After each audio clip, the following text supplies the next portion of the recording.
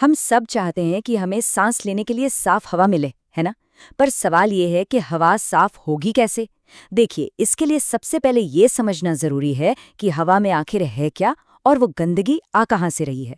तो सारी कहानी शुरू होती है गिनती से। तो यही वो बड़ा सवाल है, आखिर हम अपनी हवा का हिसाब किताब कैसे रखते हैं? हम प्रदूषण को गिनते कैसे हैं ताकि उसके खिलाफ कोई एक्शन लिया जा सके? इस विश्लेषण में हम इसी पूरी प्रक्रिया को समझने वाले हैं। ठीक है, तो चलिए शुरू करते हैं। इस पूरी प्रक्रिया को एक ऑडिट जैसा समझिए। जैसे कोई कंपनी अपने पैसों का हिसाब रखती है ना, वैसे ये प्रदूषण का हिसाब किताब है। और किसी भी एक्शन प्लान के लिए ये पहला और सबसे जरूरी कदम है। एक बहुत पुरानी और बहुत ही सच्ची कहावत है जो यहाँ एकदम फिट बैठती है। इससे पहले कि हम प्रदूषण को कम करने के बारे में सोचे भी, हमें ये जानना होगा कि वो कितना है, कहाँ से आ रहा है और क्यों आ रहा है। मापना ही मैनेजमेंट की पहली सीढ़ी है। तो ठीक है, अब जरा इसके टेक्निकल साइड को समझते हैं। ये प्रदूषण गिना कैसे जाता है, इसका पूरा ब्लूप्रिंट क्या है? और यकीन मानिए, ये सुनने में जितना मुश्किल लगता है उतना है नहीं। ओके, तो इसका जो टेक्निकल नाम है वो है एमिशंस इन्वेंटरी। अब ये भारी भरकम शब्द सुनकर घबराना नहीं है, सीधा सा मतलब है प्रदूषण का बजट।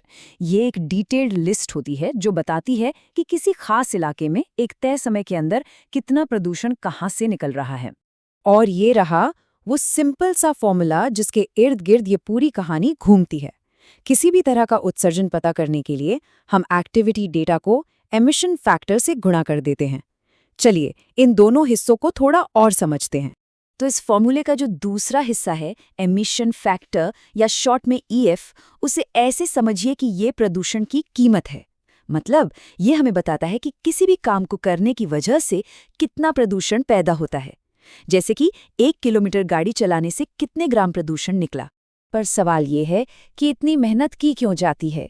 ये इन्वेंट्री बनाने का आखिर फायदा क्या है? देखिए, जैसा कि यहाँ दिख रहा है, इसी डेटा से पॉलिसी मेकर्स ट्रेंड्स को ट्रैक करते हैं, हेल्थ पर असर का पता लगाते हैं और ये समझ पाते हैं कि प्रदूषण कम करने के सबसे असरदार और सस्ते तरीके क्या हो सकते हैं।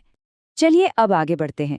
अब ये देखते हैं कि आखिर ये सारा प्रदूषण आ कहाँ से रहा है, मतलब इसके यूजुअल सस्पेक्ट्स कौन-कौन हैं। यहाँ पर एक पूरा पैनोरामिक व्यू है। देखिए, गाड़ियाँ, फैक्ट्रियाँ, हमारे खेत और तो और समंदर में चलने वाले जहाज, हर कोई इस कहानी का एक हिस्सा है। ये दिखाता है कि ये प्रॉब्लम कितनी फैली हुई है और कितनी अलग-अलग जगहों से आ रही है। 0.5%। अब ये नंबर देखने में छोटा लग सकता है, लेकिन इसका इम्पैक्ट बहुत बड़ा है।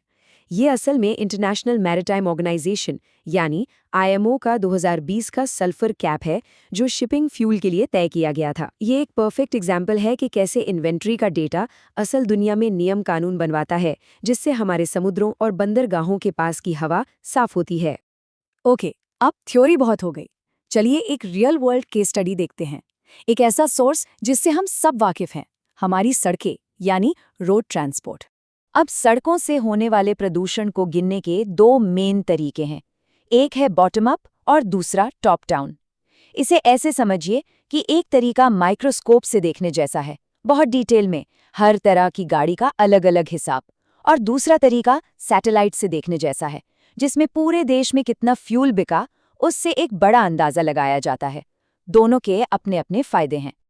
और ये एक बेहतरीन एग्जाम्पल है कि कैसे पॉलिसीज असल में काम करती हैं। जब भारत में बीएसवी नॉर्म्स आए तो उन्होंने गाड़ियों से निकलने वाले प्रदूषण की कीमत को यानी इमिशन फैक्टर को बहुत ज़्यादा कम कर दिया। इसका सीधा नतीजा, हमारी हवा पहले से साफ हुई।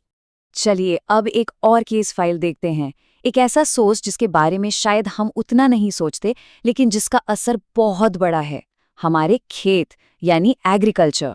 तो खेती से प्रदूषण कहाँ से आता है? देखिए, सबसे पहले तो फसल कटने के बाद जो पराली जलाई जाती है वो है, फिर पशुओं से निकलने वाली मीथेन गैस और खेतों में जो खाद इस्तेमाल होती है वो भी। इन सब का हिसाब रखना भी उतना ही जरूरी है। और इसका स्केल कितना बड़ा है ये समझने के लिए बस पंजाब और हरियाणा में फसल कटाई के बाद के सीन को सोचिए। यह धुआं इतना ज़्यादा होता है कि सैटेलाइट इमेजेस में धुएं के बड़े बड़े बादल साफ साफ दिखते हैं, जो पूरे इलाके की हवा को खराब कर देते हैं। तो ठीक है, हमने ये समझ लिया कि प्रदूषण को गिना कैसे जाता है, उसके सोर्स क्या हैं। अब जरा एक कदम पीछे हटते हैं और इस पूरी एक्सरसाइज का सबसे बड़ा टेक अवे क्या है उसे समझते हैं। और ये है वो सबसे ज़रूरी बात। एक एमिशंस इन्वेंटरी सिर्फ कुछ नंबरों की लिस्ट नहीं है, ये वो बुनियाद है, वो फाउंडेशन है जिस पर कोई भी असरदार एनवायरमेंटल पॉलिसी खड़ी होती है। इसके बिना हम बस अंधेरे में तीर चला रहे होंगे। तो आखिर में बस एक सवाल, अब जब हमारे पास प्रदूषण को गिनने का, उसे समझने का तरीका है, तो असली और ज़्यादा ज़रूरी सवाल ये है कि इस जानकारी का इस्तेमाल हम एक साफ और बेहतर भविष्य बनाने के लिए कैसे करेंगे।